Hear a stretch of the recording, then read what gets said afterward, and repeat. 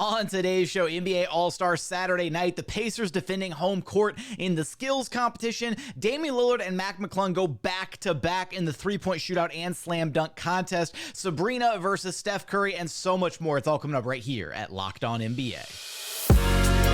You are Locked On NBA, your daily NBA podcast.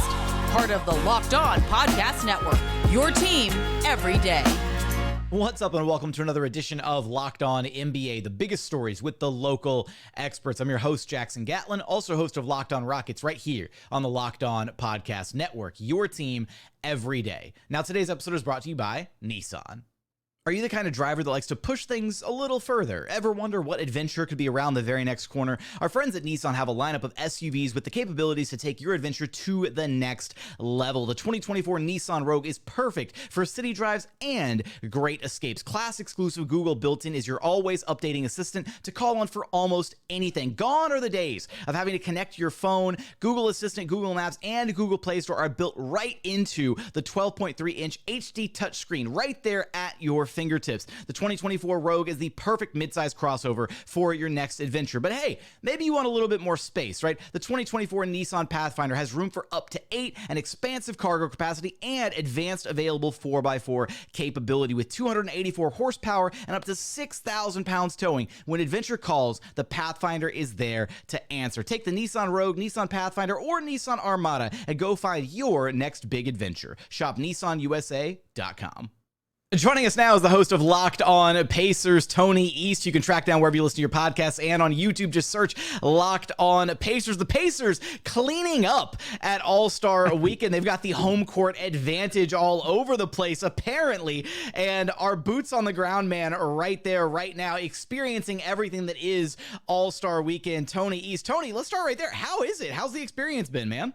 It's really cool. First time it's been here for 39 years, which feels like in a league with 30 teams should be maybe slightly more frequent than that. But hey, I don't want to judge, obviously being selfish because it's just a drive down the road for me. But yeah, it's been outside of the 3 inches of snow that Indianapolis got on Friday. It's been really cool to be able to see it all be here, to have the center of the NBA be here. Like every room you go in, there's someone important, someone famous, some legendary player. And of course, the All-Star events themselves, which yes, turns out on-court NBA chemistry translates to all-star events. So quite the weekend for Indianapolis and the Pacers. Who would have thought, man? Pacers are doing a great job so far at All-Star Weekend. I got to know, though, what's the experience like with the LED court? Because seeing it on TV, it looks really cool. I'm curious how it feels in person.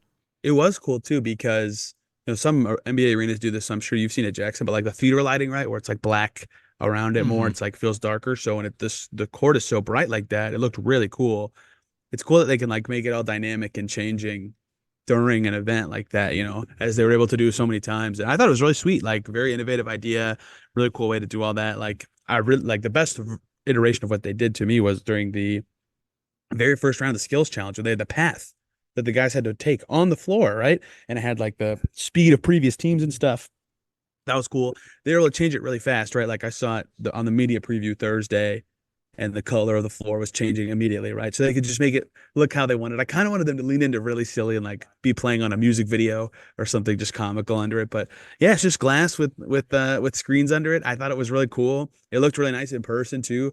I think maybe bright green starry is distracting for some three-point shooters. But outside of that, yeah, I was worried about maybe if it would look bad on TV. I didn't watch it on TV, obviously, but I think it turned out great. I think everybody really liked it. It was a good idea. Yeah, I mean, it looked great on TV, all except for there were, some small hiccups, right? Where like Jaylen Brown, when he was setting up a couple of his dunks, like they had like the stars kind of following him around on the court, and it was just like this like glob of like LED stars because it's supposed to be move a fast. trail. Yeah, you're supposed to be moving on the court, but when you're just kind of standing there, it's just like these stars keep populating underneath them, and you're like, what's even going on here?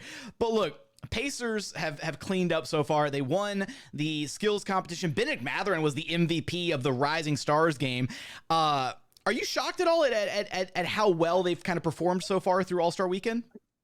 Not really. I mean, they have so much convenience, right? Like all these other players have to fly in, they're sleeping in a hotel. And like, yeah. And Mathurin's like told us, he's like, yeah, I walked 2 blocks and I'm home, right? Like Tyrese Haliburton just probably wakes up, comes down here, does 3,000 events and goes home. Like they don't have to travel. They have such an advantage. They have such that familiarity. So, in Cambridge, for example, with Mathurin, it's so close. Same with Oscar Tshiebwe. And once Matherin gets motivated, as those who saw with Jaden Ivey and many other things. Man, can he get going quickly? And it didn't really matter because you're not doing anything together per se, but they had the chemistry for the skills challenge. That's what their joke was. But like, there's no advantage to having you know what? I will say, I think the chemistry played a little bit of a part, because when you saw the final round, right, when they were going for the half court shot, like it very clearly the Pacers like had it, like that's true. They looked good together. They understood, hey, you're going first. Hey, we're lining up behind each other. Whereas the All Stars team with Trae Young, Scotty Barnes, and Tyrese Maxey, they looked a little all over the place. Like poor Scotty was like shooting behind the barrel where he was getting the ball from, like all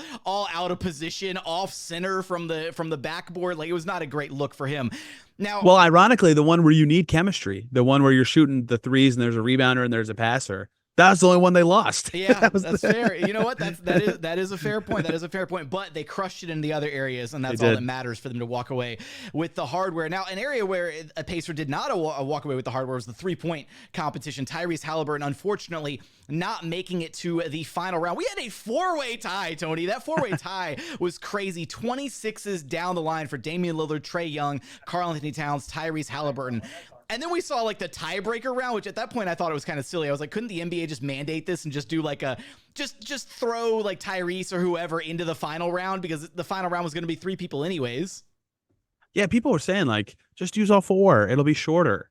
I'm like, well, the league wants it to be longer. Yeah, they want more. Yeah, advertisers. So, yeah, exactly. And the stars on the floor for longer, right? So that tiebreaker made sense, even though it's the same contest, just shorter, right? And I don't know what it was, but this is the second straight year where Halliburton's first round is awesome. He made the finals last year with Buddy Hield and Dame, and then he did not do well. He lost in the final round. So he said he didn't want to get cold feet this year. Well, guess what? That's exactly what happened, right? Tiebreak round. He was definitely by far the worst in that 30-second span. So. And Dame now the back-to-back 3-point competition a winner, and it actually looked like we were headed for yet another, which I'm looking now back at the scores. I could have sworn Kat had a 24 and Trey both had 24s, but I think they might have taken one or 2 points off of Kat actually for the stepping on the line little trick that he did. Yeah, but cheater. Looked like we might have been headed for another tie. Kat in the 3-point, the two-handed passing of Scotty Barnes in the skills challenge, cheating. Pacers also cheated. Part of it. Let's be real. The NBA is not heavily enforcing these. Like you could see the official like at the 3-point line pointing at Kat's feet, like, "Hey, back up," and he was just Kat paying him no mind. A lot of all-star cheating. I did not see that coming. Oh man, yeah. Well, hey, Dame walks away the winner here, but I think that one of the events that everybody was really excited about was the 3-point shootout between Sabrina Ionescu and Steph Curry. And that actually lived up to the hype. Watching 2 of the greatest shooters of all time ever go against each other in a head-to-head, that was actually a ton of fun. What was it like witnessing that one in person? Those are the 2 best shooters in the gym, right? Like, yeah, the best. Sabrina tied the best score of the night until Steph went. My theory going into it was whoever goes second is going to win, because when you have a target score, it's just kind of easier, I think, to unless you do like awful right at the start. But it was awesome. I mean, first of all, just like a seminal moment for the sport, obviously, right? To have something like that and to have it be so epic, right? Like Tim Reynolds of the AP was in the press conference after, and he said, I think he said it perfectly. Like if the final score of that was 21-18, it would have been cool, but it would, what? They just shot it okay. Instead, it was 29-26, and they were like 2 of the best shooters in the gym and like showed off the skill, and just a massive moment in all of All-Star Weekend. And they alluded to potentially adding people to it next year. So maybe like Clay or Caitlin Clark or something could be involved, or they could do like Tyrese and Caitlin Clark as the Indy team, and then like Steph and Sabrina as a different. I don't know. There's a lot of ways. I would love to see somebody do it. You could do so many different. It's in the Bay, right? Like have like a relay race with 2 shooters, right? Like you bring them in, yeah. And again, at the end of the day, right? Undisputed, Steph.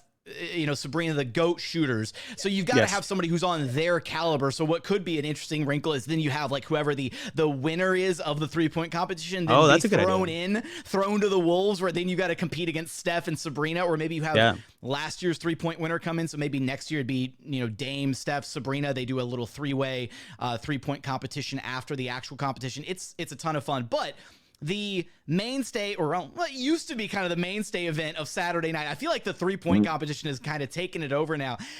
A bit of a bummer again with the dunk contest, man. Like, it's just, I don't know what the NBA could do or could change. We had a name player, Jaylen Brown, the biggest name that's been in the dunk contest in years, and he participated, and it kind of felt like he got some like recognition from the judges just because he was the only guy that was like a quote unquote big name in the competition. With the judges, I don't know what the judges were smoking, man. Their scoring on the dunk contest was not great. A lot of booing. Jaylen Brown scores in that arena. I don't know how much did that come through on the broadcast really well. It did. Every time the judges raised their cards, everybody, you could hear it. I thought Jacob Toppin was one of the best two dunkers in the first round, but then it would have been a two-way guy and a G League guy in the final. So there's something to that as well. And that's kind of the heart of the problem, right? Is just that you can't get the big name NBA players to commit to doing it anymore. Yeah. So okay, lots of takes, I guess. One is, I've told people this all weekend. I think in terms of the All-Star Saturday night events, the three-point contest has the highest floor, right? It's always going to be fun. And then the dunk contest can be the best event, but it's often not. And I think for me personally, the difference is the three-point contest is objective. This is the score to win or to advance. It's like very obvious what the skill they have to do is and accomplish. And the dunk contest is just like opinion nonsense. You know what I mean? Like, people are booing who made the finals, not because he didn't dunk. He dunked. They didn't think it was as cool, right? And so you could incorporate a fan element, but that could always go wrong too. So that's why I think it is so hard, is for it to truly be like epic. Now they're gonna have to do it like American Idol, where they say, you know, okay, take out your phones now, text 555-444-1 and text dunk to this number if you want Jaylen Brown to win the contest. Like, there you go. The championship of the dunk contest: Clay Aiken, Ruben Studdard, and Jaylen Brown is the final three, right? Yeah, that maybe would be something. It's just, that's why I think it's harder. Is if it's not clearly an awesome dunk, then all of a sudden they're scoring, and it's like, you know, like, there's a limit to what you can do, but if you get creative, you're going to miss, and that's no fun. I will say, Mac McClung's dunks were pretty awesome. It's just, I think some of the novelty kind of wore off just a little bit, to where it was still impressive, but it wasn't nearly as flashy or as impressive as it felt last year when he won the dunk contest for the first time. Him dropping the ball, that first one, that sounds like I'm saying drop the ball like he messed up, but no, like, the action he did was very cool. Copying Jaime Jaquez jumping over Shaq would have been lame, except Jaquez didn't actually make it over Shaq, and Mac McClung actually did clear him. I have a gripe. Yeah. Can I give you a dunk contest gripe? Absolutely. That's what this is for. Jumping over Shaq is cool, even if he's not wearing your high school jersey. Stop it with the jerseys. the props and you know, trying to figure out all the little things. And I think that was the issue with the panel of judges. Like, he was there was a little bit too much, like, I guess, like, showmanship, showboaty, whatever. Yeah. But the perfect dunk contest is a mix of those, right? Where you have a little bit of the showmanship, you have the actual powerful, awesome, cool dunks, and that's why I think we're never gonna get back to what, like, was, you know, Aaron Gordon versus Zach LaVine. Like, those were some insane contests. They have, like, mastered this. You know, the best dunks to me, if you're going to do something that's been done before, it's like the perfect amount of power combined with the timing of, like, right when you're going down from your apex, you throw it in. So if you, like, barely miss it, it just looks kind of awkward, or it doesn't feel the same. And they're both so good at that, right? Like, unbelievable at it. And so that, like, every standard between the legs dunk, just from either of them, you're like, oh, you know, and that's why they can get away with not being creative. Whereas everybody else, sans maybe Mac McClung, has to do something you've never seen before, or put on a glove. Like, what are we doing? You know, so it's just tricky.